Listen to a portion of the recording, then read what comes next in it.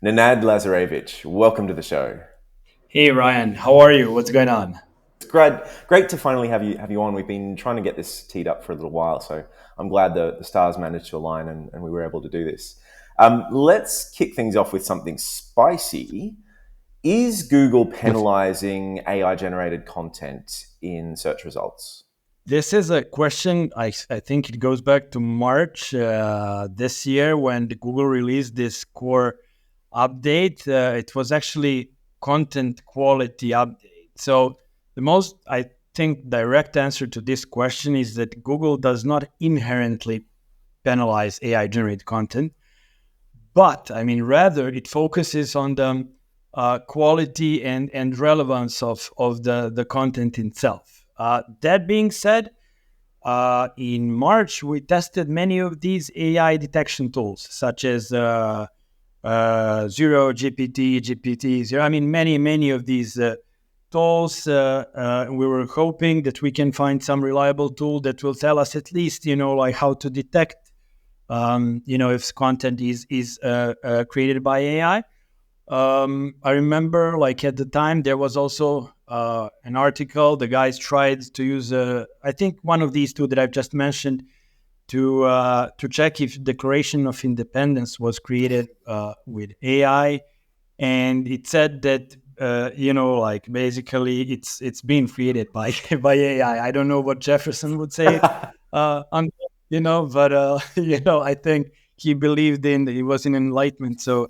And I think he would say probably that human creativity would want, over the. So yeah, definitely. I think this, as always with Google, they're focused on the content quality, their EAT factor, basically expertise, authority, trustworthiness, things like that. So many people misused AI Mm. by creating like a lot of content that was not really that was really low quality, and that's the reason why they were penalized with this algorithm. So I think the most straightforward answer is no, they're not penalizing AI created content, but the low quality content.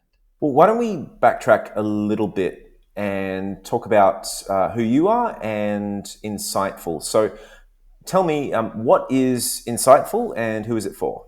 Okay, so Insightful started as a very basic, let's say, time tracking, employee time tracking tool with some other features, and now I think I would characterize this as like really comprehensive workforce analytics and productivity tool.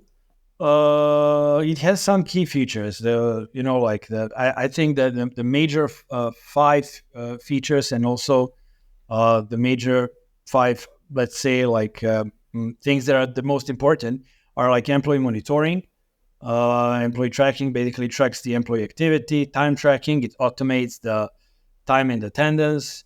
Productivity management, it gives the detailed reports on productivity on the team level, individual level, organizational level. Also, especially for SaaS, for companies that have like more employees, like then let's say 30, 50, it's very important because like very easily you can end up using like a lot of SaaS tools, and then for some that you don't need, you forget, you still keep paying. So it's Insightful is monitoring technology usage basically, and also app usage, so you can optimize the tech stack. And in general, it's used to improve the operational efficiency by identifying the bottlenecks that you have. So this is like let's say the five key aspects of the tool. Originally, it was focused on SMB tools, on SMB businesses. Now it's more like used by everyone, I would say, by bigger companies also. So HR tech is a really, really crowded space. How did you get your first 100 customers? And do you have any cool hacks or stories about how you managed to stand out in such a crowded market? We tested a lot. We tried many channels, many tools, many strategies. I guess the first 100, or actually it was combination of two channels. I guess primarily Google Ads and SEO, organic marketing. I guess like in Google Ads we had this opportunity. There was like some terms were still not that expensive. For example, the pages that are so basically us versus the competition. Those were the keywords that were relatively cheap. So we created nice landing pages for that, showed our advantages there, and used the possibility to gain like first customers at some acceptable cost. For us, any cost at that point was pretty high. So, and then of course SEO, we used many hacks in SEO, tried many things. I guess the major advantage we had was that we focused on really commercially, let's say like commercial phrases, like the phrases, the keywords that were really close related to our product, and we did that with also with the cluster of keywords that we created and so on. So basically the combination of these two channels brought us first customers. Also, I guess there was some direct sales and like initially like founder-led sales, things like that. That's really interesting. So the normal advice that I give to especially bootstrapped SaaS founders early on is to avoid paid ads, because you can burn through a lot of money very quickly and have nothing to show for it. But you were saying you were able to find some keywords that weren't super expensive. It was mostly around, competitors or competitor comparison keywords, and you were able to drive them to very targeted landing pages, and that was effective for you. What other channels have you tried since then, and what's been your most effective channel so far? I think by far organic marketing was the most successful channel. Even nowadays, like it's still our most important channel. Really, we're more than 15,000 keywords. Like it's pretty developed at this point. But we tried many other channels. We tried partnerships, and we also have that channel at the moment. When I say partnerships, I mean to be precise, affiliates and resellers, basically people who are taking the whole sales process. We also tried many different channels, such as directories. That's also successful for us at the moment. We're still using them, and they are about to become even more important, especially the ones that are kind of independent, because they are also used by GPT search and heavily. So I think they will they will be even more important. But yeah, so directories, review websites. We also had like some social media campaigns, but since we're B2B SaaS, it's not really our core channel. It's more like a supporting channel. And when I say social media, I mean LinkedIn primarily. We tried, Facebook and all of this, like it's more like branding thing than like lead gen. We tried, of course, email marketing, if you can find the good way to do that. And that's pretty much it for us. Again, by far the most successful channel was organic marketing. We used the specific ways to position ourselves, and we were lucky, I guess, also. How long did it take? Because the thing about SEO and organic marketing is that it's notorious that it takes a while to get going. Like, was it 3 months? Was it 6 months? Like, how long did you have to invest in it before you started to see some results? I think some results you can see relatively fast, as you said, within 3 months, maybe months. But like to be able to generate a business that will give you a consistent number of product qualified leads that you can really convert on a daily basis, it needs at least a year. This is something that when the reason for that is authority. The reason for that is you need there are many reasons. It's a very, very difficult question, but like definitely, I would say that you need a year at least, and you need to be very patient. You need to be very consistent in what you're doing and really focused, I guess, especially if you don't have like a lot of funds.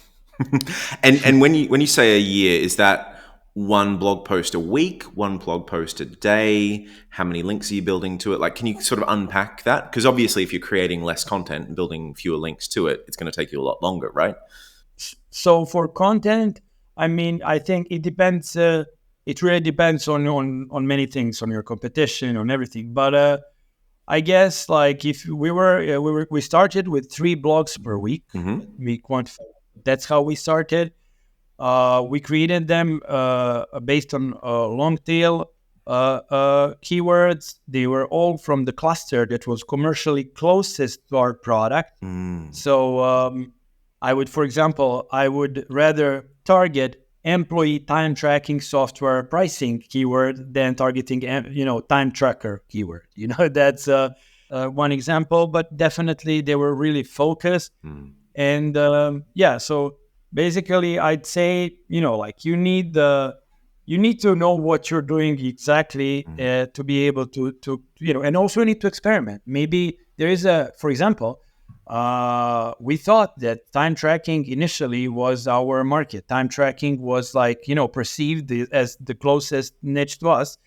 At the end of the day, we ended up using something completely else because it converted much better. So definitely, like you need to experiment. What is your secret sauce when it comes to SEO and organic traffic? Like, are there any other specific tactics that you use that maybe people don't know about or aren't super common? I mean, there are many things that we're using. Let me give you an example of one, let's say, campaign for one, let's say, feature. I would start with the commercial keywords. I would identify those that have, let's say, software, app, tool, so really the ones that are lower in the funnel. And then I would exclude those that are not that related or that can be a little bit, that you're not 100% certain. And then once I have, let's say, 20 or something like that, maybe max 30 keywords, I would start building the clusters around them, the keywords that are related to them. Each of these keywords would basically be, let's say, internally a separate blog. Externally, we would create backlinks also using these or semantically related anchors. And so then we would, build those pages, we would build those links, and that's it. So this is one thing that this is the start of the operation. And then we would proceed like interlinking them internally. Externally, we would gain more and more backlinks. And of course, if possible, we would get like some recommendations from higher authority sources, from media, and so on. And then if that is not enough, we're going to proceed working on it, until we are really, on the first page.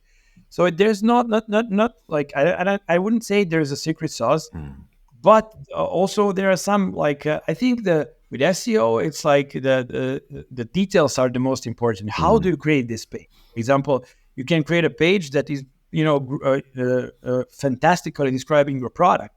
But if you're not using the keywords that are actually demanded by the market, and it will be really hard for you to position those pages unless you have zillion links.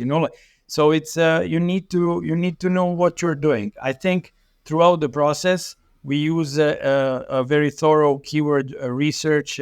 That's one also important aspect of the whole story.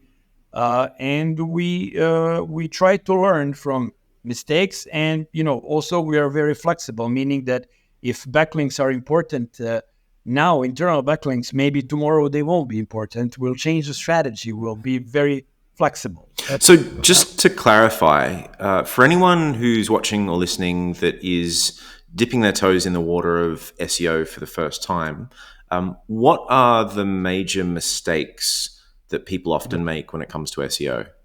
Hey, it's Ryan here. I'm glad you're enjoying the video. Listen, if you want to meet me or some of the people that I interview, you should really join the StartupSauce SaaS founder community. It's a private Slack group for SaaS founders based outside of Silicon Valley who are past the idea stage and want to focus on growth.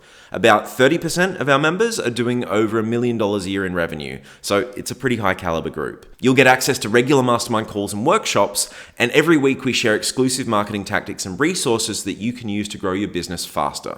So, if you want to give yourself an unfair advantage and learn from other SaaS founders who are 1 or 2 steps ahead of you, head over to startupsauce.com and sign up. I think there's a link in the description down below as well. Anyway, I'll see you in there.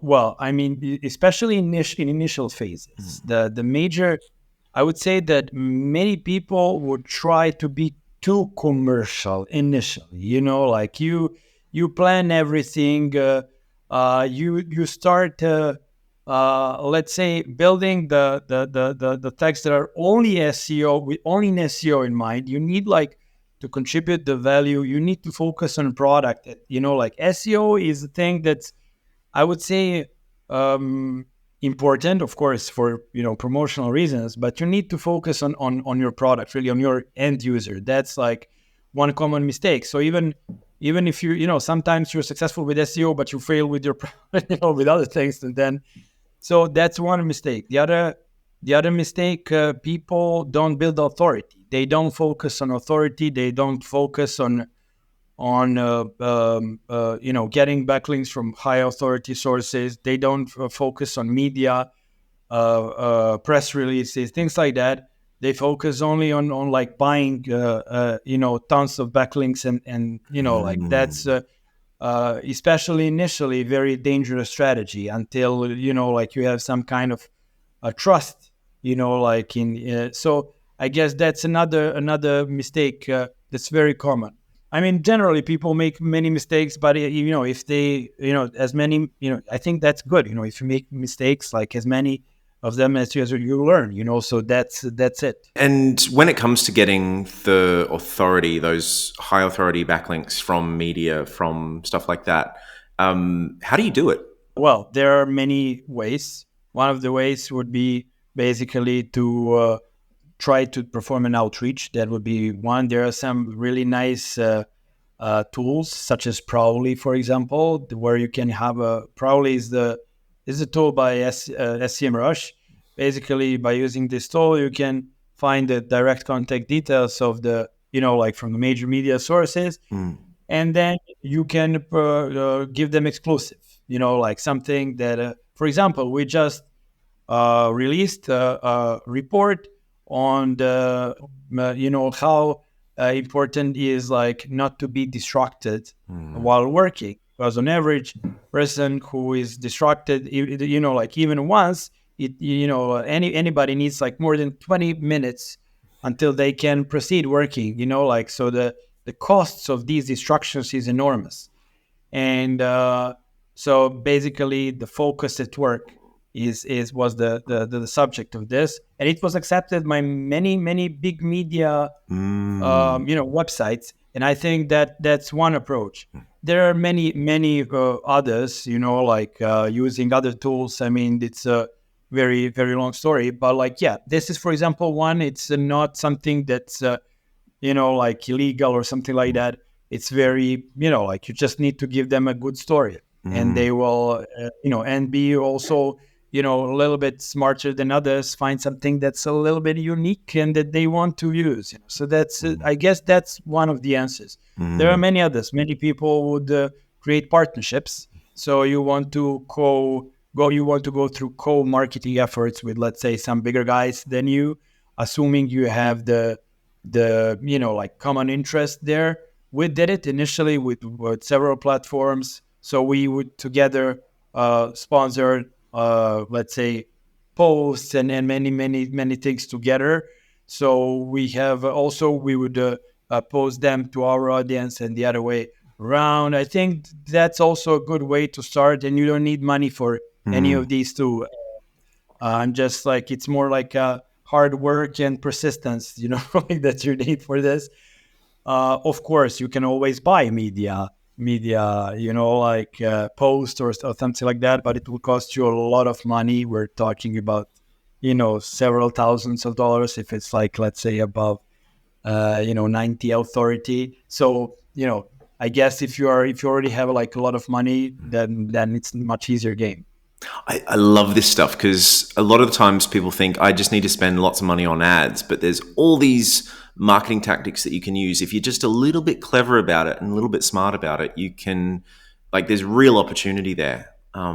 Just can you spell the name of that tool that you mentioned before? PRLY, proudly. Proudly. Okay, I'll drop a link in the description for this video because that might be worth checking out as well. Speaking of, how do you compete against much bigger competitors with much bigger marketing budgets? Well, I mean, when we entered, there were several really developed competitors. Yeah, one was Time Doctor, the other one was Hubstaff. These are really at that time were just when we were just starting. They were like really really big. They already had more than 10,000 keywords in the first 100 results on Google. They had like many of these developed. So we chose firstly we discovered our niche. That was really important. Then we focused really hard on gaining the first customers there. Then once we discovered what is actually our real niche, not the one that we thought would be the real niche, we exploited that. We expanded enormously the cluster, the keywords that we were targeting, and both internally and externally, we went really hard for these. And then after some time, basically our traffic started growing, our positions improved significantly, and that's how we managed to enter the market. Then you need to find the opportunities still. You would not focus directly on the most expensive keywords. When I say expensive, I don't mean like expensive for Google Ads. In organic, that would be like, let's say you have one keyword like time tracking software for us, for example.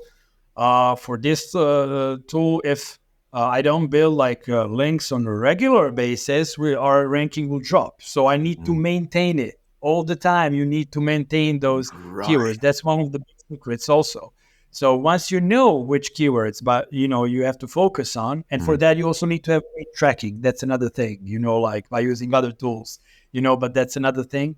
You need to know which keywords are actually bringing you product qualified leads, conversions, and then once you know them, you need to exploit that as much as possible, dig like really deep, and forget about distractions. Forget about like the keyword that might bring you more traffic and it might bring you a lead. Like focus only on the one that you really know brings you leads.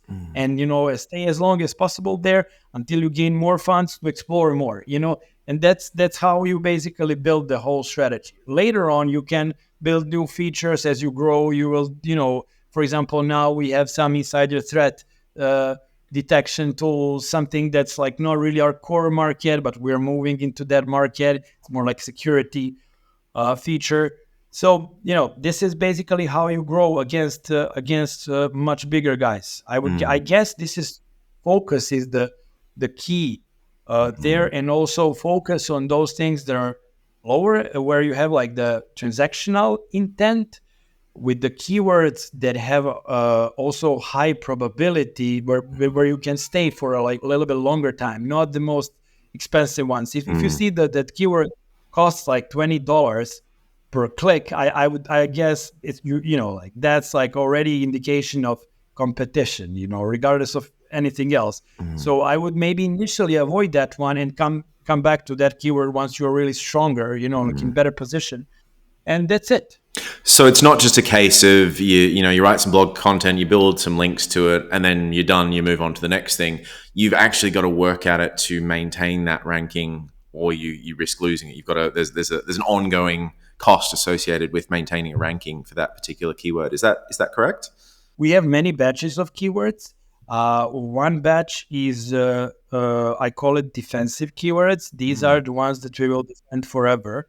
Basically, we will constantly build internally, externally links, because we know those keywords are bringing us leads, and product qualified leads. Then you have the other batches. One is low hanging fruit, for example, batches. Those are, let's say, keywords that are from where you rank from, let's say, 5th to 15th position on Google. So basically, with the relatively minor effort, you can get to the first 3, 4, 5 positions where you will be able to, generate leads. Statistically, only what happens on I think first 8 positions is, like it's gonna be like maybe 99% of leads, so like people don't scroll, people use like, like only those, still they use like only like what's on the first page at least. So if you're not on the first page, you don't exist.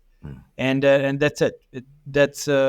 That would be the second one. There is a third list that rated to the feature, like itself. So it's like the keywords, the cluster of keywords is rated to certain feature, like, and then you develop these. So basically, divide everything into buckets, determine which bucket has the highest priority in terms of product qualified leads, go for that one hard. That's like, your safety bucket. Then you have the growth bucket. You have like maybe let's call it experimental bucket. I'm now using the analogy of Warren Buffett, like for investments, for like, like SEO. But I think, like it's something that I've used pretty successfully in my professional life. That's such a cool way of looking at it. I really like that. I know a little bit about SEO, but I've never thought about it in those terms. That makes a lot of sense. Let's change tack a little bit. So you mentioned before that you had an initial niche that you were focusing on, but that wasn't the one that ended up being really successful for you. What was that niche? What did you pivot into? And was there like a light bulb moment that made you go, okay, but there's this other opportunity over here. Let's switch over and focus on this. Can you talk about that at all? Definitely. We started with time tracking. We managed to gain the first positions on Google for even the most competitive keywords in time.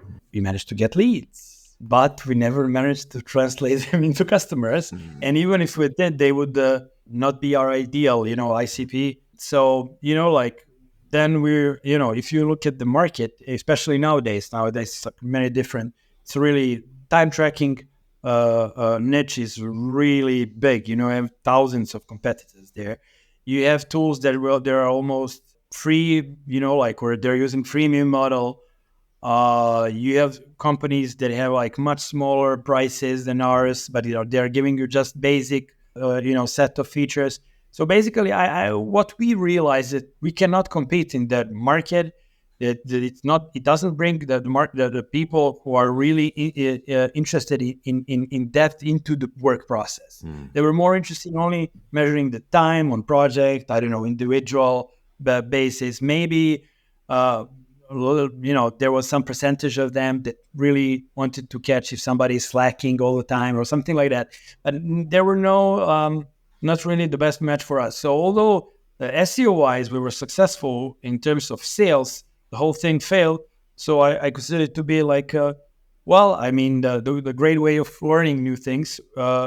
Then we moved more like towards tracking niche and more like into workforce analytics. So basically examining what's happening during the working hours, which apps are used, how they are used, which teams are, productive, and who, when they're more productive, when they're less productive, activity report, all of these other things.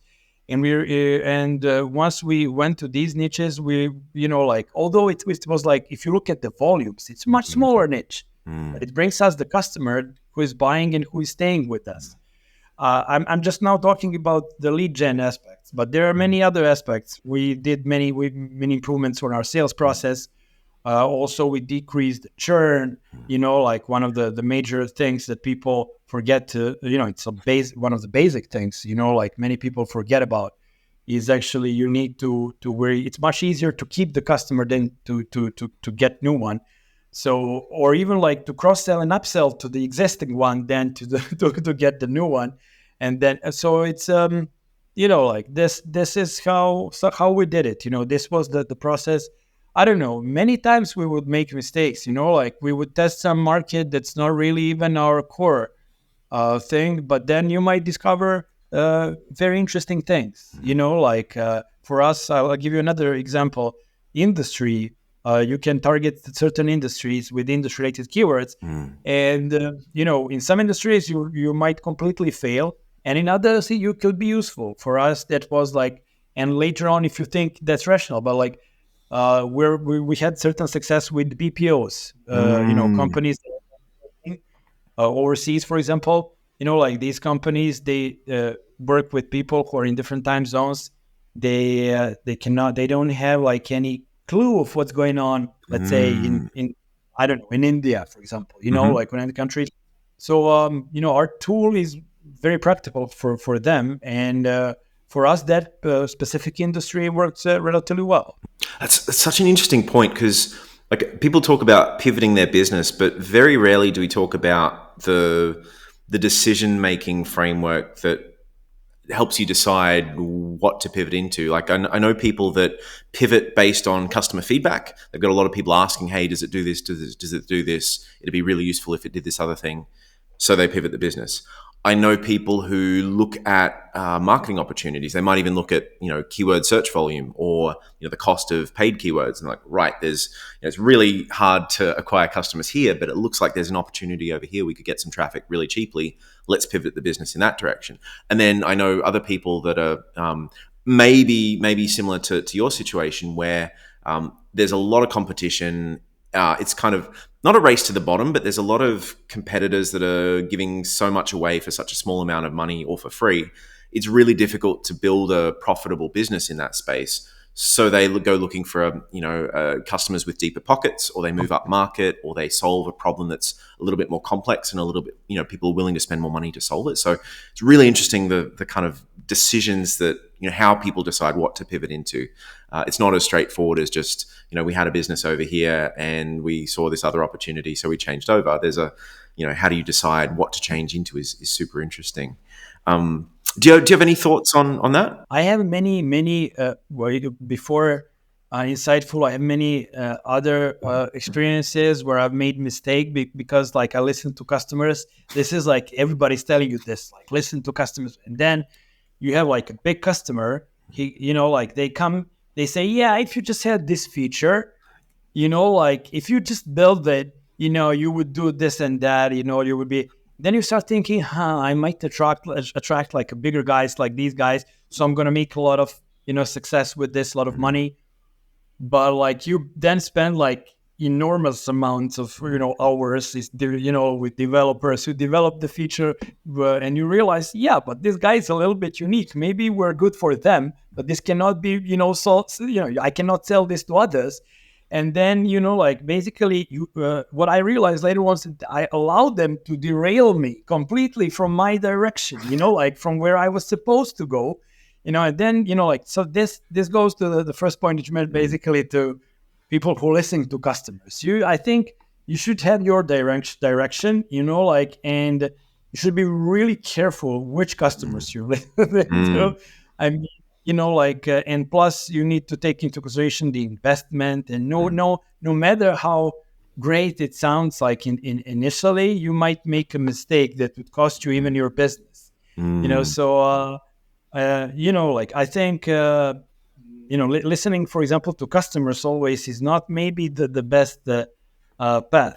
I have two rules that some mentors taught me about listening to customers. Because you're right, you absolutely need to listen to customers, but you need to qualify what they tell you, and you need to exercise, weigh your own judgment against what they tell you as well. Because if people say, "Oh, I'd like it to do this," cool, but are you going to spend more money on that, or is that going to allow us to get new customers, or is it just a thing that you would like to have?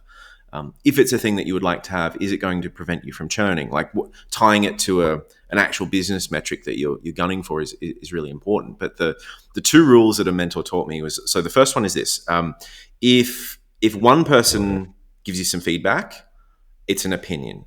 If two people give you some feedback, the same bit of feedback, hey, we want this feature, it's a coincidence. If three or more people tell you that the same feedback, then it's a pattern. So you shouldn't go making wholesale changes to your product based on one person said this or two people said this. It's got to be three or more people giving you exactly the same feedback before you go making any changes. So that was rule number one. Rule number two is, especially when you're dealing with enterprise clients that want some customization, quite often, anybody watching this or listening to this, they might have been approached by a big enterprise customer and potentially worth a lot of money, and they say, look, we love your product, but it's sort of 80% of the way there. If it did this other thing over here, then we'd buy it. The problem is that 20% that they want is unique to that enterprise customer, and it sort of deviates from your roadmap. So it's going to take you 6 months to build that, and that's going to slow down everything else that you wanted to build in the meantime. So the second rule that my mentor had is whenever an enterprise approaches you and says, "Hey, we want you to do some custom work that's just for us," you say, "Okay, is that in the roadmap already?" If it's in the roadmap, but it's number 3 or 4 or 5 or 6 or 7 on the list, it's not the first thing we were going to focus on. You can pay us some money to accelerate development of that if it's really important to you, because then they have a choice. They either pay you some money to help you develop that feature quickly, so you're covering the cost. You're not at risk of sinking all this money into building a feature that nobody actually wants or cares about at the end of the day. So either they pay you some money to accelerate it, or it's not that important to them at the end of the day. But by asking them to pay money to accelerate it, you get a real decision on that. Is it important enough for them to spend money on or not? And if it's not in your roadmap to begin with, then you just need to say, hey, that's not what we're building here. And sometimes they'll be, oh, okay, well, I guess 80% is close enough then. And sometimes they won't. But instead of just bending over backwards and doing whatever big customers ask of you, it's good to be a bit more disciplined about it. But anyway, do you have any other rules or frameworks that you use when deciding what features to build or how to listen to customers or anything like that? To be honest, we really actually do listen to customers. We have the strong customer success department and channels, for feedback. But I guess we have our mostly you just described it. We have our product roadmap, and it has to be there. If it's really outside it. Now I think we have our strategy. We know what we're doing. If it's even if you pay, what you just mentioned, we would not derail from our path because it might cost us something even more costly than money, and that's time. And that's I don't know. So I think that's you just described more or less what we're doing. So that's the rule. But then if it is on the roadmap, you would assess it with the different in financial terms and everything else. How big is it in terms of market, in demand. How important it is to current customers. Many other benchmarks. I'm glad we agree on that, because otherwise you'd have to say, Ryan, get off your soapbox. You're completely wrong. Let's talk about something a little bit different. We touched on AI before, but how do you see AI impacting SEO into the future and marketing in general? I think these are two questions here. One question is SEO work going to be more, or actually maybe it's three questions. The third question could be, is SEO dead? I think there's the biggest number of articles on this topic, ever, in 20 years, it's dying, and it's still there, and it's growing actually in terms of, if you look at the investments of the companies. So that's, I guess, related to the first thing. Definitely it helps a lot in terms of assisting you, in terms of research, in terms of writing and all these things. SEO is, so you're more efficient nowadays than before ChatGPT and all these other AI tools that are there on the market. So in terms of the actual job, the structure, and the people who are working and the way they are working, everything changed. So in a way, it's impacting it significantly, and if you're not adopting these tools, you're gonna, very soon lose your market share, and the presence. So that's one thing. The second thing is we're waiting for ChatGPT to release the actual search, completely, and how this search engine will compete against Google. Will it, many people are already saying that Google will, give there are some extremists who are saying Google will disappear and all of that. I wouldn't go that far. They're 150 billion company, they're very diversified with many things. Also, maybe some current problems with Gemini might be, fixed and all of that. I wouldn't, and plus, for certain queries, Google is still giving you the most precise results. It really it depends. But I think there are many people who will use it like who use both. Actually, like I'm using all of these tools. There are some people that might switch to like ChatGPT completely, and that's what these people who are saying like Google is like that will disappear. They're maybe referring to, but like I think in general like even with the appearance of this new search engine, you will have Google in as one of the major search engines. That being said, we have to take into consideration the AI search engines, and at the moment we were testing a lot with ChatGPT, but like with basically many AI searches, and they rely heavily on some factors. So already we are preparing some changes in our strategy that are aiming to address this. Let me be precise. For example, we've noticed some listicle websites, some aggregators, let's say Software Advice, Tech Creator, like all these independent, listicle, aggregator websites are used for as a sources, as references, and that's why we want to be there as high as possible in our categories. So that's one, for example, action that we are working on. So that's the second question related to basically the importance of the AI search as such. So a couple more questions I wanted to ask you. You were employee number 3 at Insightful, and correct, and you've been either a founder or an early employee of a number of different tech startups. When it comes to building a marketing team from scratch, what are your first 3 hires? I was the first marketing employee, definitely. I think I was fourth in the company, yes, employee. But yeah, well, I started with SEO writer. So definitely you need some kind of analyst. Probably that's going to be you. And then you need I had like two actually interns for writing, like to copyright. This is how we started to build like initial content. But I mean, like later on, we expanded the team for many other, like into many other areas. Like for example, I have an email guy. Like, and basically I have a person who is doing only things related to website now. Like a developer.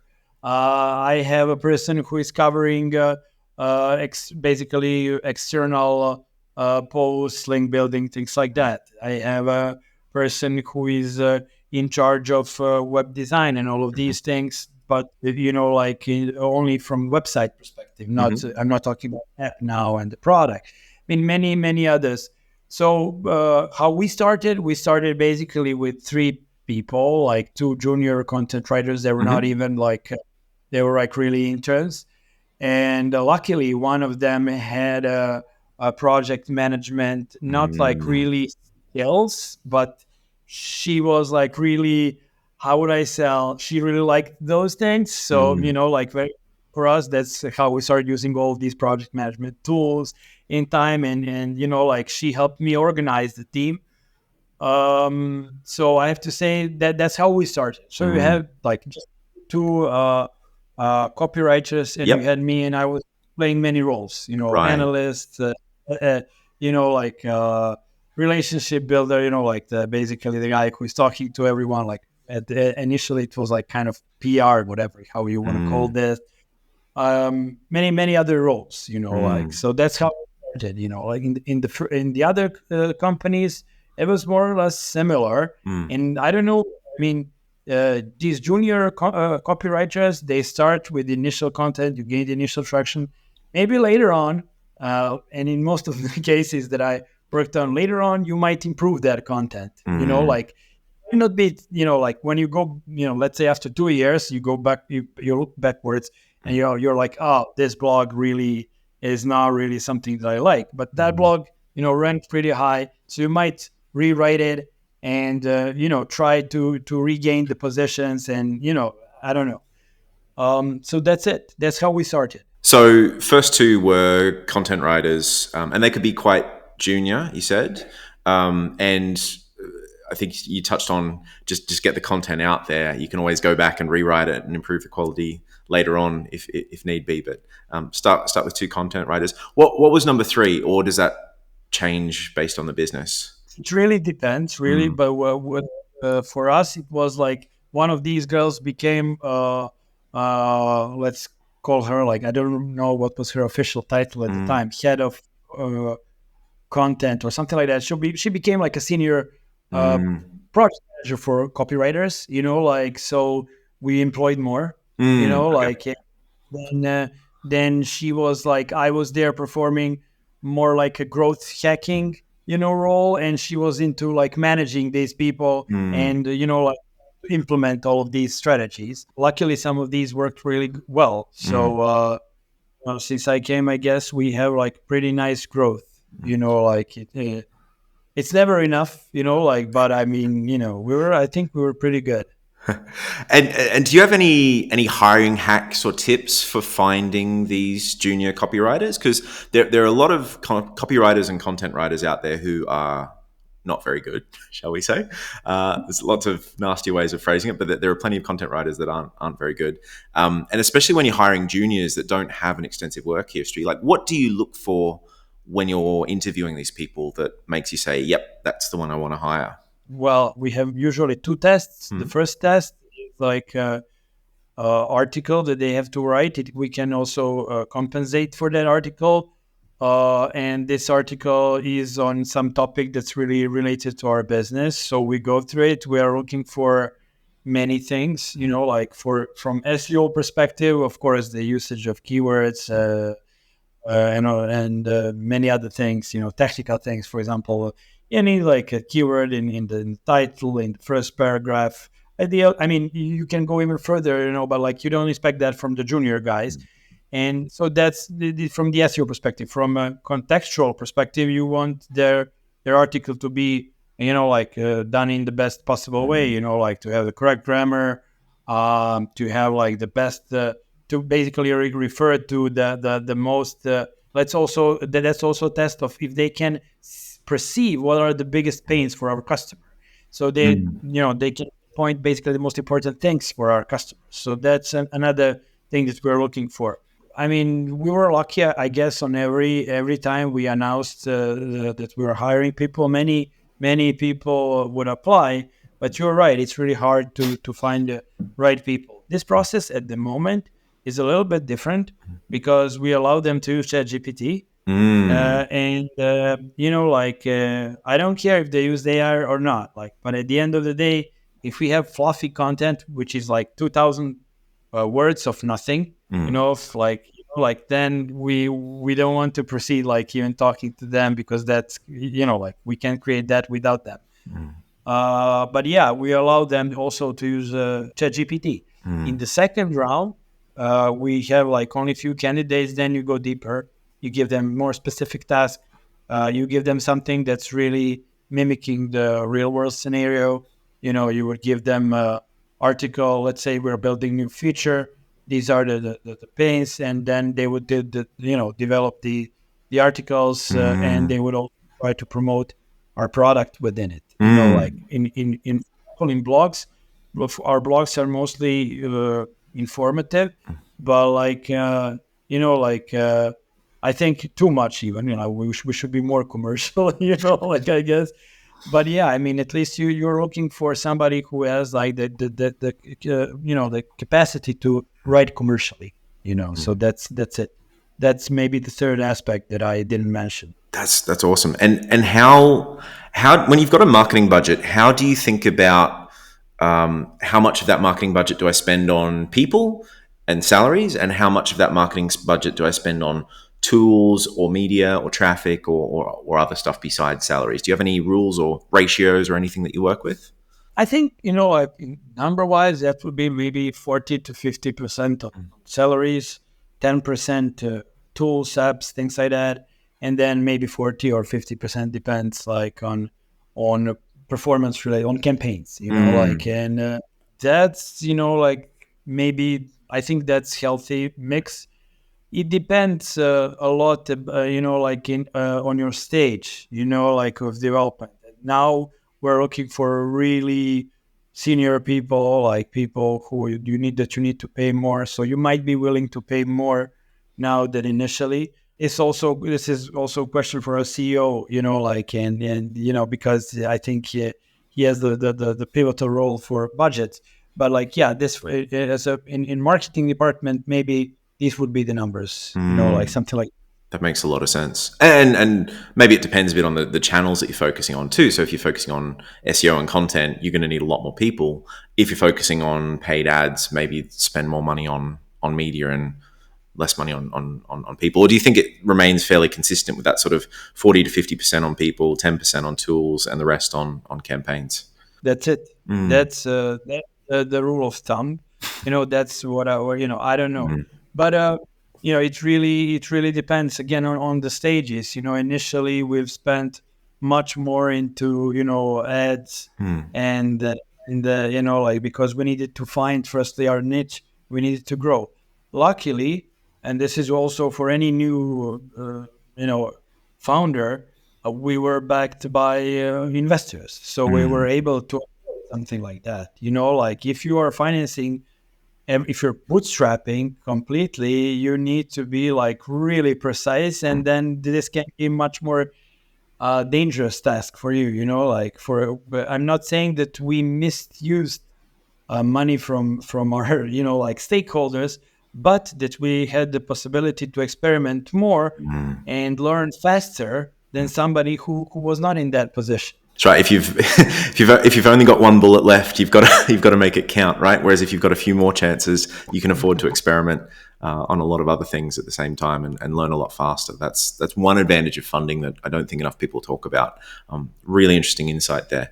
A couple of final questions. What is the biggest growth opportunity that you think most SaaS founders are missing out on right now? I think retention, Hmm. definitely. Like you need to look at your churn rate on daily basis. I mean, if you bring 100 clients and only one stays with you, I mean, like it's also lifetime value. You need to expand it much more, like in time. So basically, that would be probably one of the first, let's say, advices, that you can give to anyone. So focus on what you have and maybe expand internally before you move into something else and think about like new lead gen opportunities. I guess the other thing would be many people still don't understand the value of organic marketing and SEO. Believe it or not, even nowadays, they're like, especially many founders who are coming from other areas than like marketing, like they don't understand that like in marketing sometimes 2 + 2 = 6, Hmm. like a really different game. So they don't understand like if we are producing, let's say, ebook about something, and that ebook will like if that person will think about it, yeah, well, if you produce that ebook, how many product qualified leads, or actually what will be MRR that will be gained with this ebook? I mean, maybe zero, maybe 100, but we will get associated with experts in that area, like, so many people call this branding, but I mean, it's a little bit more than that, like, because you might end up building hundreds of backlinks from external sources from media if that's interesting. Hmm. Yeah, you might have like some spillover effect into other, like areas. You might learn something, like it's really so I think SEO in general is like still under valued, and also like the problem is one of the reasons for that is that I would say that 99% of SEO industry is fake. You have many people who are claiming they can do things that they can't. Like who are promising overnight success. For example, you have like even some people who are, let's say you are some local business, and then they submit you to, I don't know, like Google local search, like to Hmm. map, like they gain some leads, like, so They gain the initial trust. That's how they start, and then they make a lot of promises. And then they keep earning. Like most of SEO industry is fake. Most of these guys are they are promising you the highest authority sources are not worth paying for that. I receive more than 100 emails per day. No, much more like that, offering me to buy backlinks. Like, I mean, I maybe 10 years ago, I would have opened these, like now I'm not even, like answering. I'm not even, reading, like it's not like even making me read what they're offering. No matter how great emailer they can send me, so it's really that's one of the reasons why people are overseeing this opportunity, because they try some agency, like the agency has different interests than theirs, and they might like lose trust. However, if they thought about it and built their internal team, maybe with the help of a fractional CMO or somebody external, they would be much more successful, and they would create the channel that would consistently bring them leads for many years. And that's something you cannot achieve with Google Ads or any kind of paid channel, like, because, for example, Google Ads depends on bits, like, and you will have many entrants and so on, a bid will get higher, or with any other paid media. So I think building the good organic marketing base is something really crucial, especially in SaaS industry. That being said, it's not the same for every industry, but like, because in some industries, like it's really too competitive to go into SEO space. But, yes, generally it's not like, generally I think many people just like don't believe that these things can really work, that it's like all, like the whole thing is growth hacking or whatever the term is now used, like something that's really giving you the fake, results. So that's I would say the second thing that like in my experience, like I mean there are many others, like it's really complex question, but yeah, this is what comes to my mind at the moment. So what should someone expect if they start doing SEO and organic marketing for the first time? And let's say they work with an agency, or they bring in a fractional CMO, or someone like you who really knows what they're doing. If they bring in an expert to help them with SEO, what kind of time frame, what kind of output, what kind of investment are they looking at to move the needle? I think that depends really on where they are in their development. If they already have like high authority, they used to, I mean, there are many scenarios. One scenario would be brand new website. Second one would be already developed website, like knowing what they're doing, what they're looking for. The third would be the one that already used SEO heavily, got some penalty, and then needs to, like regain the possessions and they're there.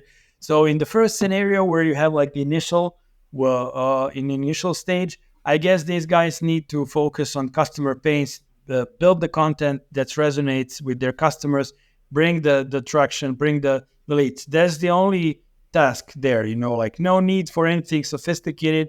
If they can get like some, great articles in media, for example, I am member of Forbes Council, so I contribute to them, and I was able to contribute some nice content pieces about us, also initially. So it's find some media outlets, bring some nice stories, like I'm sure you will be able to find somebody who will promote you there.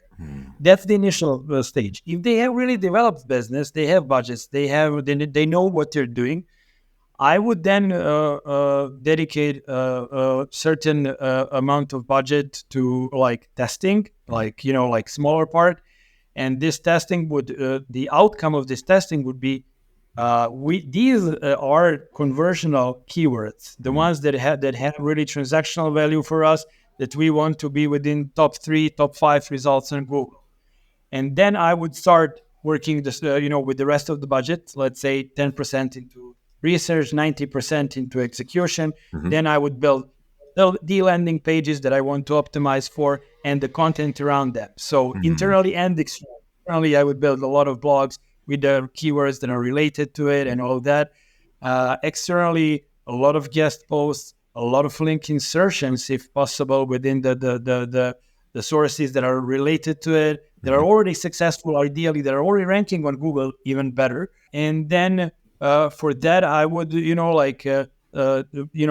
I would be willing to spend like a year to gain like really the top results, and then you utilize them.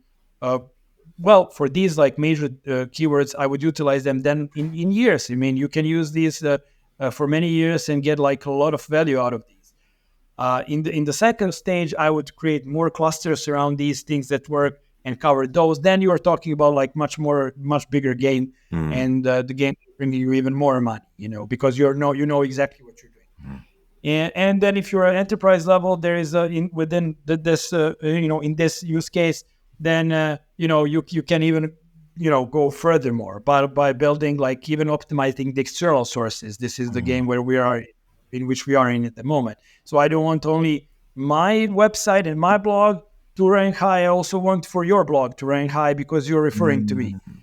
That's basically I want all of the external sources to be optimized also, ideally. And if you are penalized by Google, like you have manual penalty, definitely you need a real expert for this. This is a tough case because sometimes many people would even like lose their business because of this, because they're too aggressive. Let's say building links. This is very common, or like keyword staffing, or like building content only for search engines with AI or without it. I mean, for this, you need to basically focus again on firstly go and follow like what Google is telling you, what's your major problem, then examine this issue in detail and create new strategy and address it, and then be really patient because it might take months for you to recover. Like that's the second option. But like if you were that aggressive with SEO, it means like it paid off. So you're willing, I guess, to do that. So that's it. I would never vote for this third option because being too aggressive in SEO always will be a bad thing in the long run for you. So it's not the channel where you can play these games. Everybody thinks they can outsmart everybody.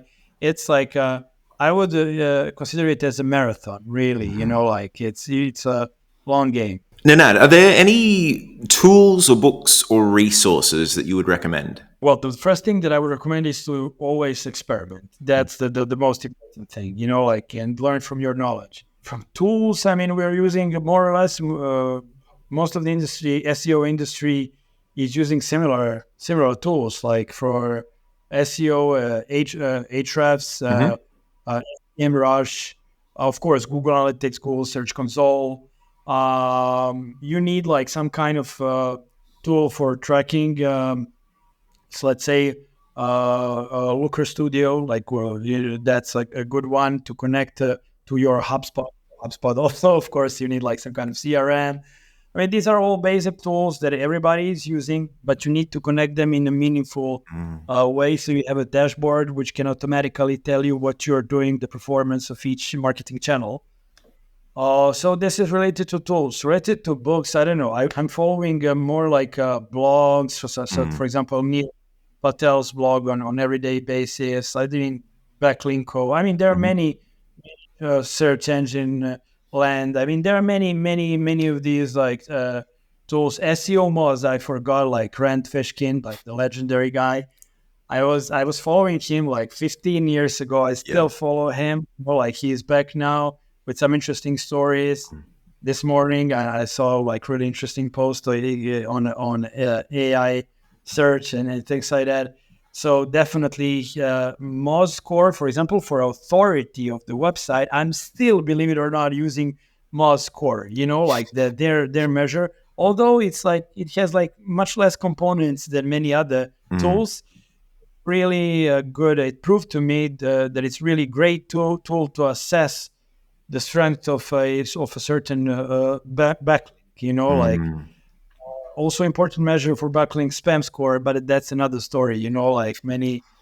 So it's a longer story. So that's related to sources. I mean, there are many books. I don't know what to say. Like You don't have time in this game to read books. By the time you finish it, honestly, it's changed, and it doesn't. I don't know, like it doesn't make really sense. Like I can tell you art of SEO, content strategy for the web, whatever. But like like I think in my case, I really initially I read so many books, like, and then now I'm trying to get like as much of summary as possible to some kind of knowledge. But if I can get like one thing from one source, that's great. Like I get satisfied very easily now. At this point, if I can get one thing from the whole book, that is operational that I can use, I'm really satisfied with it. But yeah, I mostly follow these blogs and like online sources. So that's pretty much it. Fantastic.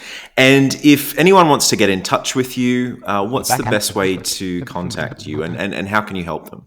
You have my LinkedIn profile, or via email, contact me anytime if you need like any kind of, especially if you're a SaaS founder and you are interested in building or organic channel. I'll be more than willing to help you. It's Nenad Lazarevic. That's my name. Nenad Lazarevic. That's my name. So nenad.lazarevic@gmail.com is my email. And LinkedIn profile you can see at the bottom of this YouTube video. So definitely feel free to contact me anytime if you need any SEO advice, or generally if you're a software as a service founder. I'm again more than willing to help. Maybe I can give you some good ideas, and yeah, let's cooperate. Let's work together. Nenad, thank you so much, mate. It's been a pleasure. We'll speak soon.